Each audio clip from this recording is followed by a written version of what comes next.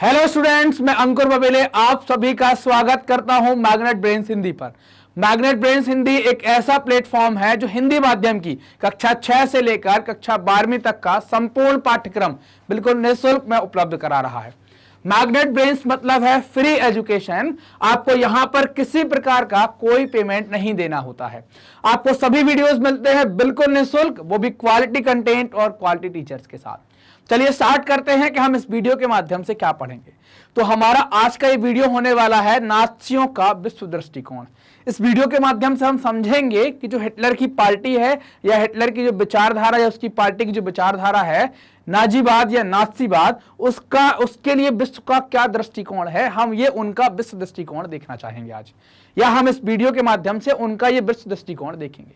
ये टॉपिक आपके कक्षा 9वीं के इतिहास का चैप्टर नंबर 3 का, जिस चैप्टर नंबर 3 का नाम है नाज़ीवाद और हिटलर का उदय, उसी का एक टॉपिक हम लेकर आए हैं जिसमें हम देखेंगे नाज़ियों का विश्व दृष्टिकोण। चलिए अब स्टार्ट करते हैं कि विश्व दृष्टिकोण का मतलब क्या है, वो कैसे देखते थे, है ना, उनके लिए क्या नजरिया था सबको देखने का। तो आप देखेंगे नाज़ियों ने जो अपराध किए हुए थे, मतलब अगर आप पूरी दुनिया को अगर वो देखते हैं, इनका पूरी दुनिया को देखने का तरीका क्या था, तो पूरी दुनिया को देखने का तरीका इनका नस्ल के आधार पर होगा। आगे हम धीरे धीरे पढ़ते जाएंगे और समझते जाएंगे, इसमें आता जाएगा। नस्ल की सर्वोच्चता या सर्वश्रेष्ठ नस्ल, उसके आधार पर ही ये अपने राज्य को बनाना चाहते थे और ये दुनिया को भी उसी तरीके से देखते थे। इसके लिए इनके द्वारा कई सारे अपराध किए गए। हमने हेलमुट की कहानी देखी, हमने लोकतंत्र का ध्वंस देखा, हमने सारी बातें यहां पर देखी हुई थी। हिटलर ने कैसे समाज पर नियंत्रण किया, हमने ये बातें भी देखी थी। तो नाज़ियों के द्वारा जो अपराध किए जा रहे थे वो ऐसे अपराध नहीं थे, मतलब एक आदतन अपराधी होता है ना कि तलवार लेके गया, इसका कत्ल कर दिया, उसका कत्ल, उस टाइप के नहीं थे। उनके जो अपराध हैं वो खास तरीके के मूल्यों से, है ना, कुछ खास तरीके के मूल्य मान्यताओं और व्यवहार से जुड़े हुए थे, ना, खास तरीके से व्यवहार किया जाना, कुछ मूल्य मान्यताएं इनसे संबंधित थे। मतलब टारगेट जो है वो आपको समझ में आ जाएगा कि खास तरीके के व्यवहार होगा, कुछ मूल्य और मान्यताओं इनके साथ जुड़ा हुआ जो अपराध वो कर रहे थे वो नाज़ियों का था। और नाज़ी इस अपराध के माध्यम से अपने देश में एक ऐसा राज्य स्थापित करना चाहेंगे, नस्ल आधारित राज्य, जो अगले वीडियो के अंदर हम नस्लीय राज्य की स्थापना के बारे में भी हम बात करेंगे। तो इनने क्या किया कि भाई कुछ मूल्य मान्यताओं को लेकर कुछ ही लोग टारगेट होंगे, कुछ को छोड़ा जाएगा और उनके साथ कुछ खास तरह का व्यवहार किया जाएगा या कुछ खास तरीके का व्यवहार करने वाले लोगों के साथ अपराध किया जाएगा। जो नाज़ी विचारधारा है या नाजीवाद की जो विचारधारा है या हिटलर की पार्टी की जो विचारधारा है, उस विचारधारा को अगर हम देखें कि हिटलर का मतलब उस विचारधारा के हिसाब से या उस विचारधारा को देखें और फिर हम देखें कि हिटलर दुनिया को कैसे देखता है, हिटलर का विश्व दृष्टिकोण कैसा है, तो दोनों में कोई खास फर्क नहीं है। नाज़ी विचारधारा जो नस्ल के आधार पर आधारित है, जो ये कहती है कि समाज में नस्ल आधारित होना चाहिए। हम धीरे धीरे देखेंगे कि उनके दिमाग में एक कॉन्सेप्ट कैसे आया नस्ल का, है ना। तो वैसा ही ये कॉन्सेप्ट इनके दिमाग में या हिटलर का कॉन्सेप्ट विश्व के लिए भी हुआ करता था। और इन दोनों ही विचारधाराओं में, चाहे नाज़ी विचारधारा हो चाहे हिटलर के लिए विश्व का दृष्टिकोण हो, दोनों एक ही बातें हैं, दोनों पर्यायवाची हैं एक दूसरे का। इसकी बात करोगे तो इसकी बात हो जाएगी, इसकी बात करोगे तो इसकी बात हो जाएगी, समझ गए। नाज़ी विचारधारा की बात कर रहे हैं तो हिटलर की विचारधारा की बात आ जाएगी, क्योंकि हिटलर ही तो नाज़ी विचारधारा का प्रमुख है। तो इनकी विचारधारा में समाज में या समाजों को, समाज के अंदर भी बराबरी का हक नहीं है और समाजों को भी बराबरी का हक नहीं है। मतलब विभिन्न प्रकार की जो नस्ल आधारित समाज हैं वो सभी समाज बराबर नहीं होंगे, ये हिटलर की विचारधारा कहती है। हर एक समाज को बांटा जाएगा, उनको विभक्त किया जाएगा, सब समाज बराबर नहीं होंगे, ऐसा उनको ये अधिकार ही नहीं है कि वो बराबर हो जाए, ना, उनको ऐसा कोई अधिकार ही नहीं दिया गया है, हक ही नहीं दिया गया है कि वो बराबर हो जाए। तो इन समाजों को विभक्त किया जाएगा, इनको बांटा जाएगा। तो हिटलर की विचारधारा में या हिटलर के विश्व दृष्टिकोण में या नाज़ी विचारधारा के अंतर्गत समाज में विभेद होंगे और विभेद या समाज में अंतर पैदा करने का जो मूल आधार होगा वो होगा नस्ली। नस्ली का मतलब क्या होगा, नस्ल के आधार पर। जैसे हम आपकी अपनी एक नस्ल है, चाइना वालों की अपनी एक नस्ल है, मंगोलिया वालों की अपनी एक नस्ल है, ऑस्ट्रेलिया वालों की अपनी एक नस्ल है। ऐसी नस्ल के आधार पर, जैसे भारत में भी कई सारी नस्ल के लोग रहते हैं, जैसे अगर सेंट्रल इंडिया में बात करें तो अलग नस्ल के लोग हैं, उत्तर पूर्व में अलग नस्ल के लोग हैं, दक्षिण भारत में अलग नस्ल के लोग हैं, पहाड़ी क्षेत्रों में अलग नस्ल के लोग मिलेंगे आपको, कुछ जगहों पर जम्मू एंड कश्मीर में कुछ अलग नस्ल के लोग मिलेंगे। तो ये नस्लीय आधार पर, तो उसने क्या कहा कि जैसे समाज जो है जिसको जो भी नस्ल के आधार पर उनको बांटा गया है, हर एक समाज को बराबरी का हक नहीं है, मतलब सभी समाज जो है वो बराबर नहीं है, इनको विभक्त किया गया है किस आधार पर? नस्लीय आधार पर। समाज को दो तरीकों से हम देखेंगे, समाज का ऊपरी हिस्सा और निचला हिस्सा देखते हैं। समाज में मतलब जो नस्ल है, जो भी आप जो देश के अंदर कई सारे समाज होंगे, तो उसमें जो सबसे ऊपरी स्तर पर जो समाज या नस्ल है उसको बोला गया है नॉर्डिक जर्मन आर्य। ये नॉर्डिक जर्मन आर्य तो सबसे ऊपरी स्तर पर होंगे, जर्मन समाज के सबसे टॉप पर इनको बिठाया गया है। और ये कैसे हैं? ये नीली आंखों वाले, सब चमकीले बालों वाले, तामिया से है ना, नीली आंखों वाले जो खास तौर से हैं, उनको क्या कहा गया है? नॉर्डिक जर्मन आर्य कहा गया है। और इनको जर्मन समाज के अंदर या जर्मन में जो विभिन्न प्रकार के समाज हैं उनमें उनको टॉप लेवल पर रखा गया है। निचले स्तर पर रखा गया है यहूदी, इनको आर्यों का शत्रु बताया गया है और इनको इसी कारण से जर्मनी के समाज में सबसे निचले स्तर पर डाला गया है। सबसे टॉप और सबसे लोएस्ट, आपको टॉप और बॉटम दो समाज मिल जाते हैं। टॉप पर नॉर्डिक जर्मन और बॉटम में क्या मिल जाएगा? आपको यहूदी समाज मिल जाएगा जो आर्यों का दुश्मन कहलाया है। इन दोनों के बीच में बाकी के समाज को उनके नस्ल के आधार पर, उनकी रंग रूप के आधार पर, उनकी बनावट के आधार पर इसमें डाल दिया गया है अलग अलग तरीके से। ठीक, नॉर्डिक जर्मन से लेकर यहूदी के बीच में, जर्मन से ऊपर कोई नहीं होगा, यहूदी से नीचे कोई नहीं होगा, सबको यहां पर फिट कर दिया गया है। तो ये जर्मनी के समाज के विभेद का आधार हुआ करता था, या जर्मनी के समाज में अंतर पैदा करने का आधार था नस्ल, और उसी नस्ल के आधार पर हमने दो नस्लें पकड़ ली हैं, एक नॉर्डिक जर्मन और दूसरा हमें यहूदी मिल गया है। नॉर्डिक जर्मन टॉप मोस्ट है और यहूदी सबसे निचले स्तर पर आते हैं। अब हिटलर की सोच क्या कहती थी? हिटलर के दिमाग में ये कैसे आया नस्ल वाला कॉन्सेप्ट? हिटलर ने कैसे नस्ल वाले कॉन्सेप्ट को दिया? तो हिटलर ने अपने नस्ल वाले कॉन्सेप्ट को वैज्ञानिक तर्क दिया कि हमारी जो सोच है वो कुछ सिद्धांतों पर, कुछ वैज्ञानिक सिद्धांतों पर आधारित है। वो वैज्ञानिक सिद्धांत क्या है? चार्ल्स डार्विन का जो सिद्धांत है और हर्बर्ट स्पेंसर का जो सिद्धांत है, उन सिद्धांतों के ऊपर हमारी जो नस्ली सोच है वो आधारित है। अब एक एक करके हम चार्ल्स डार्विन और हर्बर्ट स्पेंसर के सिद्धांतों के बारे में बात कर लें, फिर उसके बाद हम हिटलर का कॉन्सेप्ट भी देखेंगे कि हिटलर ने इनको कैसे रिलेट किया अपने सिद्धांतों के साथ। चार्ल्स डार्विन का अगर आप सिद्धांत देखते हैं तो चार्ल्स डार्विन जो है वो प्रकृति विज्ञानी है ना, नेचर साइंटिस्ट है, नेचर के बारे में ज्यादा जानते हैं, प्रकृति विज्ञानी है। तो चार्ल्स डार्विन अपने सिद्धांत में कहते हैं कि विकास और प्रकृति का चयन है ना, विकास और प्राकृतिक चयन की अवधारणा के जरिए उन्होंने क्या बताया था? पौधों और जंतुओं की उत्पत्ति बताई हुई थी। कैसे? विकास और प्राकृतिक चयन की अवधारणा के आधार पर, है ना, उन्होंने पौधों और पशुओं की उत्पत्ति बता दी थी यहां पर। हर्बर्ट स्पेंसर भी एक आ गए। हर्बर्ट स्पेंसर ने इसके आगे कुछ स्टेप रखे, इसी के आगे कुछ बातें रखी और उन्होंने अपना एक सिद्धांत पारित किया जिसको कहते हैं अतिजीविता का सिद्धांत। इसी को कहते हैं सर्वाइवल ऑफ द फिटेस्ट, मतलब कि जो योग्य है वही जिंदा बचेगा, ऐसा इस सिद्धांत में कहा गया है। अब इसको अगर हम एलोबरेट करें, थोड़ा सा और देखेंगे, जो जिंदा बचेगा मतलब क्या है? सबको मार दो हम जिंदा बचेंगे, जो योग्य है वही जिंदा बचेगा, बाकी सबको मारा जाएगा क्या? नहीं, इनका कहने का मतलब क्या था कि जो प्रजातियां बदलती हुई वातावरणीय परिस्थितियों के अनुसार खुद को ढाल सकती हैं वही भविष्य में बच सकती हैं, वही भविष्य में जिंदा रह सकती हैं, बाकी प्रजातियां विलुप्त हो जाएंगी। और आप देखते भी होंगे प्रकृति में कई प्रकार के पेड़ पौधे, कई प्रकार के जीव जंतु विलुप्त होते चले जाते हैं। तो एक व्यक्ति जिनको हम चार्ल्स डार्विन कह रहे हैं, चार्ल्स डार्विन ने विकास और प्रकृति चयन की अवधारणा के आधार पर पशुओं और पौधों की उत्पत्ति का सिद्धांत बता दिया। हर्बर्ट स्पेंसर ने ये बताया कौन बचेगा कौन नहीं। उन्होंने बोला योग्य है वही जिंदा बचेगा, इस सिद्धांत को कहा गया अतिजीविता का सिद्धांत। लेकिन इसके लिए उन्होंने ये कहा कि बदलते हुए पर्यावरणीय परिस्थितियों में जो खुद को ढाल पाएगा वो बचेगा, बाकी का मर जाएगा। ये दोनों बातें क्या कर ली? पकड़ ली हिटलर ने और इनको रिलेट करना स्टार्ट कर दिया। सबसे पहले पकड़ो आप डार्विन का सिद्धांत।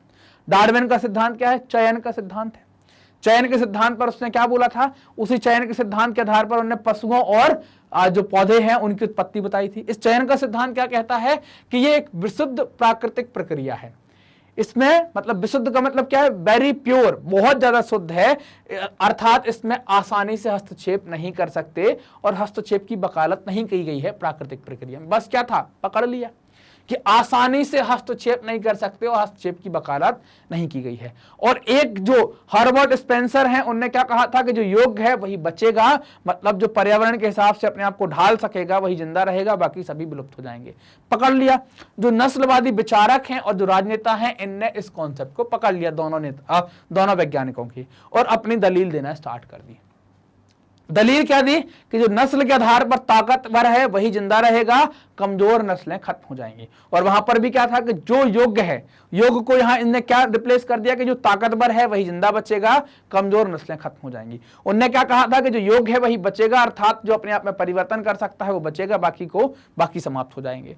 तो ऐसी दलील इनने देना स्टार्ट कर दी और साम्राज्यवादी शासन को इनने सही ठहराया। नस्ली आधार पर, मतलब जो साम्राज्यवादी शासन ये कर रहे थे, और इसके अलावा जो नस्ली आधार पर ये अपना राज्य स्थापित करेंगे और नस्ल में मिलावट अगर हो रही है, आगे के वीडियोस में देखेंगे, आगे के टॉपिक्स में देखेंगे नस्ल की मिलावट पर हिटलर कितना गुस्सा होता था। नस्ल में मिलावट नहीं, अंतर नस्ल, इंटर जो रेस है उसमें आप शादी नहीं कर सकते, दूसरी नस्ल के अंदर शादी करने पर भी मनाही कर देगा, क्योंकि क्या कहा गया है, वो कहता है कि डार्विन ने कहा है कि विशुद्ध प्राकृतिक प्रक्रिया है, मिलावट आसानी से नहीं की जा सकती, मिलावट की वकालत नहीं करता है। तो ये सिद्धांत उन्होंने पकड़ लिया और इनकी दलीलें देना स्टार्ट कर दिया कि ताकतवर है वही बचेगा और मिलावट आसानी से नहीं की जा सकती, ऐसी दलीलें देना स्टार्ट कर दिया। उस दलील में उन्होंने क्या कहा आगे जाकर, और ये कहा कि जो सर्वश्रेष्ठ नस्ल है वो है आर्य, और जो सर्वश्रेष्ठ नस्ल आर्य है, और जर्मनी में जो आर्य है उनको कहते हैं नॉर्डिक आर्य या नॉर्डिक जर्मन आर्य। वो कहता था कि ताकतवर नस्लें जो हैं उनको अपनी शुद्धता बनाए रखना चाहिए। शुद्धता बनाए रखने का मतलब क्या है, इनमें मिलावट नहीं होना चाहिए। मिलावट कैसे होगी, मिलावट कैसे होगी, अगर आप जर्मन आर्य हैं तो आपके शादी विवाह कहां हो, अगर आप मान लो पति हैं, आप मान लो मेल हैं, और आपकी शादी किसी फीमेल से हुई है, वो भी आर्य होगी, तो बच्चा जो पैदा होगा, है ना, मतलब इनसे जो बच्चा आएगा, इनकी अगली पीढ़ी जो आएगी वो भी क्या होगी, आर्य होगी। लेकिन अगर मेल जो है वो आर्य है और फीमेल जो है वो कोई दूसरी यहूदी हो गई, यहां पर ये आर्य आ गया और यहां पर यहूदी आ गया, इनसे जो बच्चा आएगा वो क्या होगा, आर्य और यहूदी का मिक्सचर होगा ना। तो ऐसे ही क्या हो गई, जो अगली नस्ल यहां पर आ गई, इसमें क्या आ गई, मिलावट आ गई। तो ऐसी मिलावट का वो विरोध करता था कि मिलावट नहीं करनी चाहिए, वो ऐसा कहता था। और वो कहता था कि ताकत के आधार पर ताकत हासिल करनी चाहिए, ताकत को और प्राप्त करना चाहिए, आगे बढ़ना चाहिए और दुनिया पर आगे जाकर वर्चस्व को कायम करना चाहिए, दुनिया पर अपनी ताकत दिखाना चाहिए, अपना रौब दिखाना चाहिए, ऐसा हिटलर के द्वारा कहा गया। और किससे कहता था, वो सर्वश्रेष्ठ नस्ल आर्य और जर्मन के नॉर्डिक आर्यों से कहा करता था। हिटलर की विचारधारा के पीछे के अगर हम पहलुओं की बात करें तो हिटलर की विचारधारा का एक पहलू यह भी है जिसको कहते हैं लेवेंसत्राउम। लेवेंसत्राउम को कहते हैं हम, उसको दूसरे रूप से ये कह सकते हैं जीवन परिधि की भू राजनीतिक अवधारणा से इसका संबंध है। लेवेंसत्राउम के अंतर्गत क्या है, उसमें बोला गया कब्जा करने का सिद्धांत। मतलब हिटलर ये चाहता था कि वो ज्यादा से ज्यादा इलाकों पर कब्जा कर सके। क्यों? ताकि जितने ज्यादा इलाकों पर कब्जा करेगा उतने ज्यादा इलाकों पर लोगों को बसा सकेगा, मतलब उतना बड़ा साम्राज्य हो सकेगा। मतलब जर्मनी पहले छोटा था, मतलब जर्मनी पहले इतना सा था, मान लेते हैं, अगर वो बड़ा हो तो यहां पर जो लोग रह रहे हैं उनकी मातृभूमि क्या हो जाएगी, उनकी मातृभूमि ये हो जाएगी। लेकिन जब जर्मनी बड़ा हो जाएगा तो सब मातृभूमि हो जाएगी, यहां भी मातृभूमि है, यहां भी मातृभूमि है, यहां भी मातृभूमि है। तो क्या है, आप जब साम्राज्य बड़ा कर लेंगे तो लोगों को एक जगह से दूसरी जगह में बसाने में तकलीफ नहीं होगी, क्योंकि साम्राज्य तो पूरा जर्मन हो गया और सभी क्या हो जाएगी, आपकी मातृभूमि हो जाएगी। तो उसने इस पर ज्यादा से ज्यादा कब्जा करने की बात की ताकि हम लोगों को बसा सकें बहुत अच्छे तरीके से और उनके जन्म स्थान से उनका गहरा संबंध बना सके। साम्राज्य जब लोग को हम शिफ्ट करेंगे तो वो कहेंगे हम दूसरे देश में क्यों जाएं, जैसे आपको यहां से भेजा जाए कि बोले चले जाओ आप वहां युगांडा चले जाओ रहने के लिए, क्यों जाएं, लेकिन बोलेंगे युगांडा भी भारत ही है तो चले जाएंगे, तो फिर जाना आसान हो, क्यों, अपने देश में कोई तकलीफ नहीं है। तो ऐसे ही लोगों का क्या है, जन्म स्थान से संबंध होता है, हर एक देश के व्यक्तियों का होता है, तो उनको दूसरी जगह बसाने में तकलीफ नहीं आएगी और बड़ा साम्राज्य भी स्थापित हो जाएगा। और वो कब्जा कर करना क्या चाहता था, मतलब ऐसे लोगों को बसाकर और कब्जा कर चाहता था, जर्मन राष्ट्र के लिए बेहिसाब शक्ति और संसाधन इकट्ठा करना चाहता था। हमने ये इसके पहले वाले वीडियो में भी देखा हुआ है कि हिटलर बड़ा भू साम्राज्य स्थापित करके संसाधनों को इकट्ठा करना चाह रहा था और अपने लोगों के लिए रहने के लिए जमीन भी चाहता था और अलग अलग जगह पर लोगों को बसाएगा। उसके पीछे चाहता क्या था कि सभी को जर्मनी साम्राज्य कह दिया जाए ताकि लोग अपनी मातृभूमि से जुड़े रहें। जर्मनों को भौगोलिक दृष्टि से एक जगह पर इकट्ठा करना, कैसा, मान लो कि पूरी दुनिया ये है और इस पूरी दुनिया में जर्मनी यहां कहीं है, लेकिन कुछ जर्मन नस्ल के लोग यहां रहते हैं, कुछ यहां रहते हैं, कुछ यहां रहते हैं। तो इन जर्मन नस्ल के लोगों को सबको लाकर अपने जर्मनी साम्राज्य के अंतर्गत बसाना। अब दुनिया भर के लोग को लाएगा तो फिर जगह कम पड़ेगी, तो इसीलिए वो क्या चाहता था, इसीलिए वो चाहता था कि जर्मनी के साम्राज्य को क्या किया जाए, बढ़ा लिया जाए।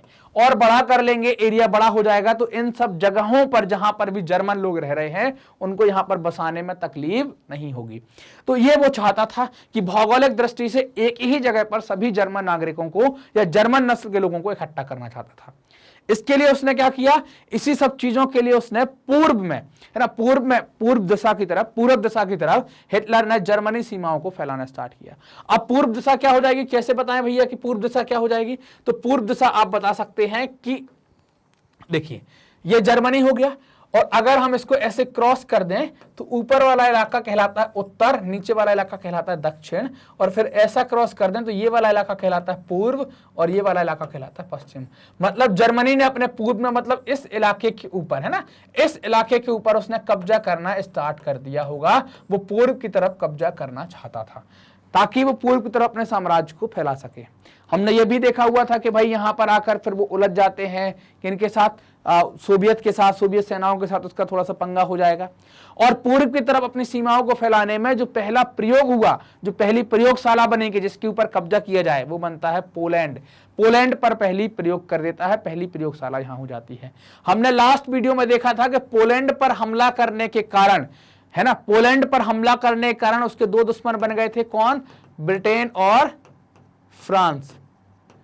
लेकिन वो तो पूर्व में और आगे बढ़ना चाहता था। पोलैंड के बाद उसने क्या कर लिया, तो ये दोनों देश जर्मनी की पश्चिमी सीमा पर है ना, जर्मनी की पश्चिमी सीमा पर है। पोलैंड पर कब्जा हुआ और पोलैंड से आगे बढ़ा तो वो फिर पूर्वी सीमा पर किससे उलझ जाता है? रूस के साथ उलझ जाता है। लेकिन वो डरा नहीं। ना डरने के पीछे क्या है कि उसके मन में दृढ़ संकल्प था कि साम्राज्य फैलाना। भले वो बाद में हार गया, तो वो अपना साम्राज्य बड़ा करना चाहता था ताकि दुनिया भर के जर्मनों को एक जगह पर इकट्ठा कर सके, संसाधनों को इकट्ठा कर सके। और इसके लिए उसकी पहली प्रयोगशाला क्या बन जाता है? पोलैंड बन जाता है पहली प्रयोगशाला।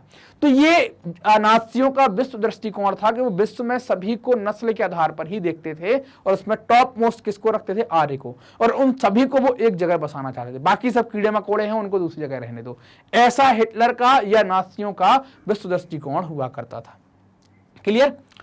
मैग्नेट ब्रेन्स ने आपकी सुविधा के लिए अपनी एक वेबसाइट डेवलप की है और अपना एक ऐप डेवलप किया है।